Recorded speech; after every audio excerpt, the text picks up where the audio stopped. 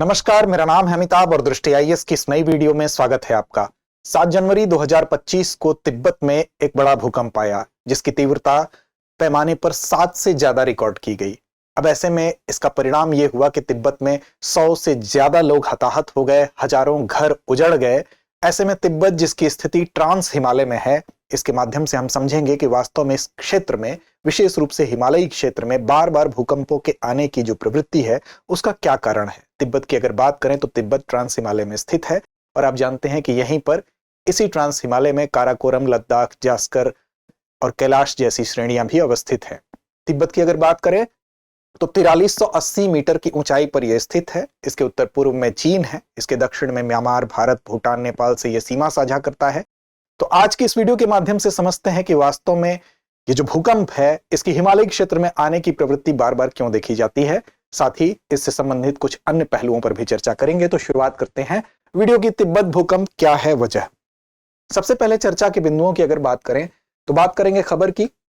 चर्चा में क्यों है? चर्चा में आने का कारण ही है क्योंकि तिब्बत में आने वाले भूकंप की वजह से हिमालयी क्षेत्र में बार बार भूकंपों की जो पुनरावृत्ति होती है उस ओर ध्यान जाना स्वाभाविक है। भूकंप क्या है, जो मूलभूत रूप से किसे कहते हैं, इसके आने के कारण क्या है, इसको समझेंगे। भूकंप का वितरण, वैश्विक रूप से कहां पर ज्यादा भूकंप आने की प्रवृत्ति देखी जाती है, इस पर भी एक नजर डालेंगे। हिमालय क्षेत्र और भूकंप बार बार क्यों इसकी पुनरावृत्ति होती है।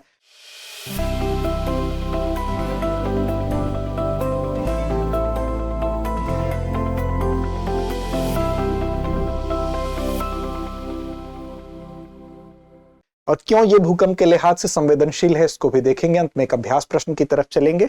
सामान्य अध्ययन के प्रश्न पत्र 1 से जोड़ के इस खंड को आप देख सकते हैं। बात हमने खबर की खबर है तिब्बत अर्थक्वेक लेवल। इसमें यह बता रहा है कि 95 लोग डेड हुए, लेकिन अभी मरने वाले जो लोग हैं, मृतकों की संख्या 100 से ऊपर जा चुकी है। 1000 से ज्यादा घर उजड़ चुके हैं। तो जो हिमालयन जोन है बेसिकली सेस्मिकली क्यों ये एक्टिव है, भूकंपीय दृष्टिकोण से क्यों ये ज्यादा एक्टिव है, क्यों ज्यादा संवेदनशील है, इस पर हम नजर डालेंगे। तो 7 जनवरी 2025 की तिथि है। 7 तीव्रता का भूकंप आया और 100 से ज्यादा लोग क्षतिग्रस्त हुए। बेसिकली इसके केंद्र बिंदु की अगर बात कर लें, जैसा कि भूकंप का एक केंद्र बिंदु होता है जहां से भूकंप उठता है और जहां पर फिर इसका प्रभाव जो होता है, जिसको अधिकेंद्र बोलते हैं, उसकी आगे हम चर्चा करेंगे। तो माउंट एवरेस्ट के उत्तर पूर्व में 75 किलोमीटर दूर इसके केंद्र बिंदु को देखा गया। तिब्बत की स्थिति आप देख सकते हैं। इसकी सीमा यहां पर भारत से लगती है, नेपाल से, भूटान से, साथ ही साथ इसकी सीमा म्यांमार से भी लगती है। तो ये इसी संदर्भ में आज हम बात करेंगे। लेकिन इससे पहले कि वीडियो में आगे बढ़ें, आपके लिए सूचना है कि दृष्टि आईएएस मुखर्जी नगर की क्लासें नोएडा शिफ्ट हो चुकी हैं और यहां पर जो आईएएस फाउंडेशन के नए बैच हैं उनकी सूचना है कि हिंदी माध्यम का बैच 16 जनवरी सुबह 11:30 बजे और इंग्लिश मीडियम का बैच 9 जनवरी शाम 6 बजे से प्रारंभ हो रहा है। 8750187501 वो नंबर है जिस पर कॉल करके आप विस्तार से जानकारी हासिल कर सकते हैं। प्रयागराज और करोलबाग में भी बैच प्रारंभ हो चुके हैं। नोएडा की बात करें तो 16 जनवरी सुबह 11:30 बजे से नए बैच की शुरुआत हो रही है।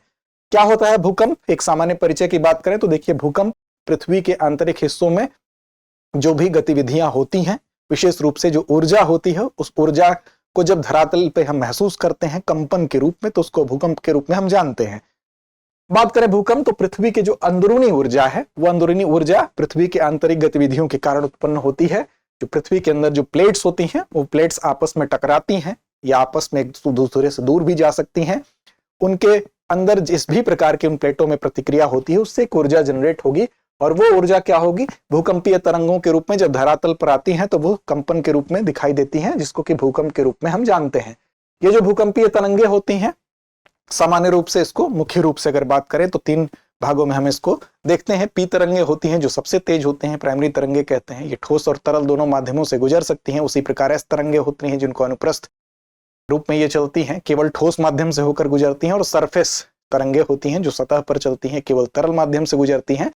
इन तरंगों की जो प्रवृत्ति होती है, इसके कारण हम पृथ्वी की जो आंतरिक संरचना है उसके अध्ययन में भी इन तरंगों के वजह से हमको सहायता मिलती है। साथ ही साथ हाइपोसेंटर एक होता है। जब भूकंप आता है तो हाइपोसेंटर क्या होता है? हाइपोसेंटर वो स्थान होता है जहां से भूकंप की उत्पत्ति होती है। ठीक उसी प्रकार से जैसे कि किसी स्थिर पानी में अगर आप एक कंकड़ फेंकते हैं तो कंकड़ जिस स्थान पर गिरेगा वो उसका हाइपोसेंटर होगा, क्योंकि उसी स्थान पे हलचल की उत्पत्ति होती है और फिर जो लहरें बन के किनारों की तरफ बढ़ेंगी।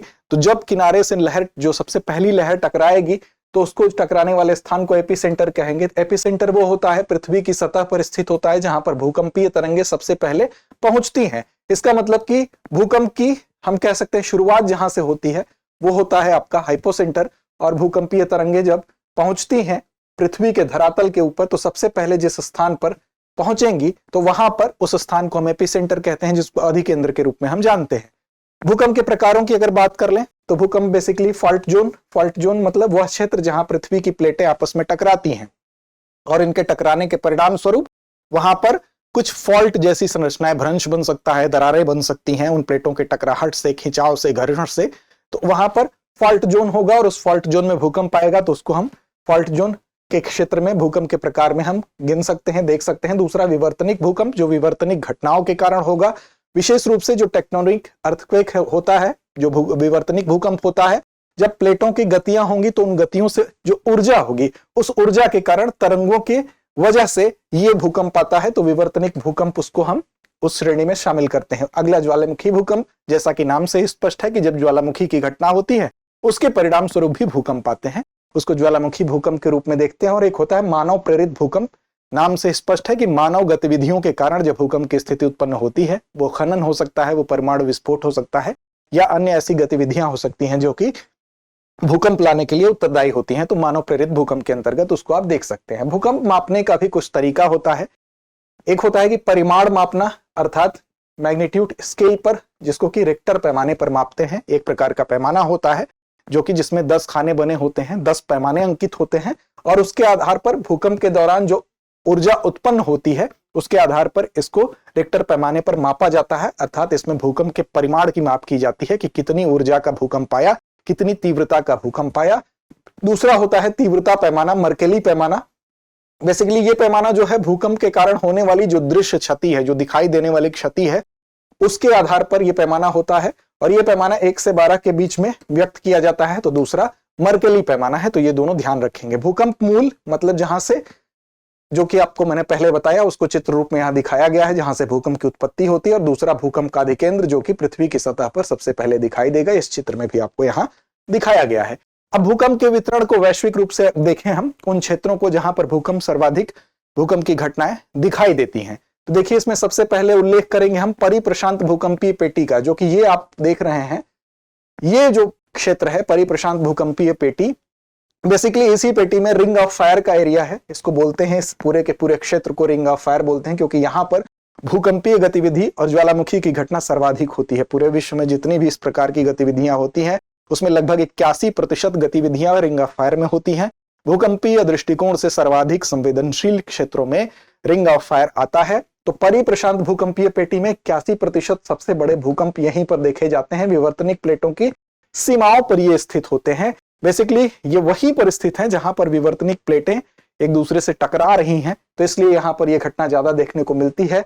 यहां पर प्लेटें एक दूसरे के नीचे जाती हैं, जो सबडक्शन जोन होता है, सबडक्शन जोन के ऊपर स्थित होने के कारण ये सबसे ज्यादा खतरनाक है, भूकंपीय दृष्टिकोण से संवेदनशील है। दूसरा है मध्य महाद्वीपीय बेल्ट। मध्य महाद्वीपीय बेल्ट आप देख सकते हैं, अल्पाइन हिमालयन जो बेल्ट है, इसी को मध्य हिमालयी बेल्ट भी कहा जाता है। ये यूरोप से आपकी इसकी शुरुआत देख सकते हैं और सुमात्रा तक ये जाता है।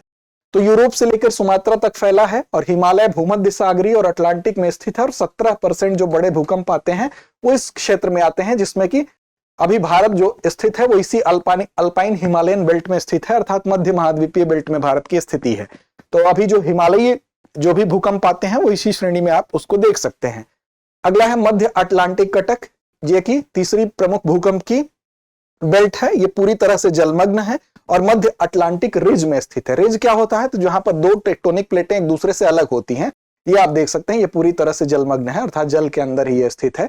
यहाँ पर दो टेक्टोनिक प्लेटें आपस में अलग होती हैं, तो ये इसलिए इसको रिज भी बोला जाता है। तो ये आपके वैश्विक रूप से वो क्षेत्र हैं जो कि भूकंपीय दृष्टिकोण से सर्वाधिक संवेदनशील हैं। इनको आप यहाँ पर देख सकते हैं। अब देखिए भारत में भूकंप जोखिम का मानचित्रण भी एक बार ध्यान दें, क्योंकि भारत में भी भूकंप के झटके महसूस किए गए, वो हल्के थे, लेकिन भारत में कुछ ऐसे क्षेत्र हैं जिनको विभाजित किया गया है। उनका विभाजन किया गया है ब्यूरो ऑफ इंडिया स्टैंडर्ड अर्थात BIS के द्वारा। BIS क्या है? तो भूकंपीय खतरे के नक्शे और कोड को प्रकाशित करने के लिए एक आधिकारिक एजेंसी है, भारतीय मानक ब्यूरो। ये क्या करती है, ये उन क्षेत्रों को कुछ हिस्सों में विभाजित करती है जिससे कि बताया जा सके कि कहां पर भूकंपीय खतरा कम है, कहां पर ज्यादा है। तो इसके लिए जो भूकंपीय दृष्टिकोण से प्रभावित क्षेत्र हैं उनका विभाजन किया गया है। यहां मैप में भी आप देख सकते हैं, जो कि लाल रंग से दिखाया जा रहा है सर्वाधिक जोखिम वाले क्षेत्र हैं, विशेष रूप से जो पूर्वोत्तर भारत है, कश्मीर का कुछ क्षेत्र है, पंजाब है, पश्चिमी उत्तर प्रदेश और गुजरात का ये हिस्सा है, ये जोन 5 में आते हैं। सर्वाधिक खतरा यहां पर है। इसी प्रकार इसको जोन 5 के बाद भूकंपीय जोन 4 है, 3 है और 2 है। देखिए एक विभाजन पहले ये 5 क्षेत्र हुआ करते थे, लेकिन इसको बाद में BIS के द्वारा जो पहला और दूसरा है उसको एक दूसरे में मर्ज कर दिया गया। तो इस प्रकार अब 4 क्षेत्रों में ही इसका विभाजन किया गया है। जो जोन 2 होता है ये लो रिस्क जोन होता है, जो कि आपको नीले कलर में ये दिखाया जा रहा है। दूसरा है जोन 3 जो कि मॉडरेट रिस्क यहां पर होता है, जो कि पीले रंग से आपको जो हिस्से दिखाई दे रहे हैं। इसके बाद जोन 4 आता है जो कि हाई रिस्क जोन होता है।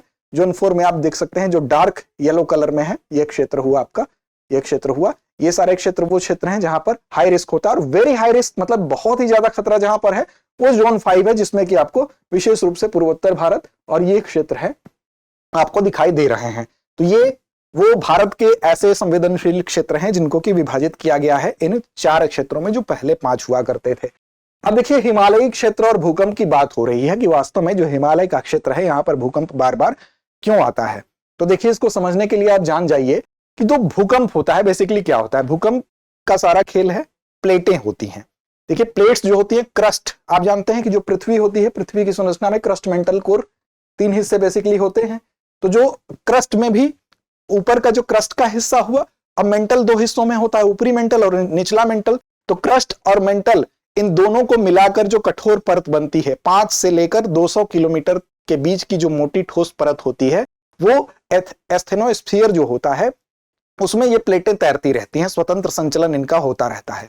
अब इनके स्वतंत्र संचलन में ही जब ये प्लेटें आपस में टकराएंगी या इनमें घर्षण होगा या कोई अन्य इनमें गतिविधियां होगी, तो उसी के परिणाम स्वरूप भूकंप या ज्वालामुखी जैसी घटनाएं उत्पन्न होती हैं। बेसिकली इनकी जो अंदरूनी ऊर्जा होती है वो जब प्राकृतिक रूप से बाहर आती है तो वहां पर हमको भूकंप जैसी घटना देखने को मिलती है। जिस स्थान पर अब ये प्लेटें टकराएंगी या अलग होंगी या एक दूसरे में धंसेंगी, ये जिस स्थान पर ऐसी घटना घटेगी उसको टेक्टोनिक उप क्षेत्र कहते हैं। अब भारत में ऐसे टेक्टोनिक उप क्षेत्र की अगर बात करेंगे तो विशेष रूप से 3 क्षेत्र हैं। एक तो है आपका हिमालयी बेल्ट, जो हिमालय का क्षेत्र है, वहां पर जो भारतीय प्लेट है वो यूरेशियन प्लेट से टकराने की घटना होती है। तो भारत में अगर बात करें टेक्टोनियन उप क्षेत्र की बात करें तो हिमालयन क्षेत्र है, पहला हो गया, दूसरा हो गया गंगा और अन्य नदी के जो मैदान हैं, और तीसरा जो है वो प्रायद्वीपीय क्षेत्र भारत में है।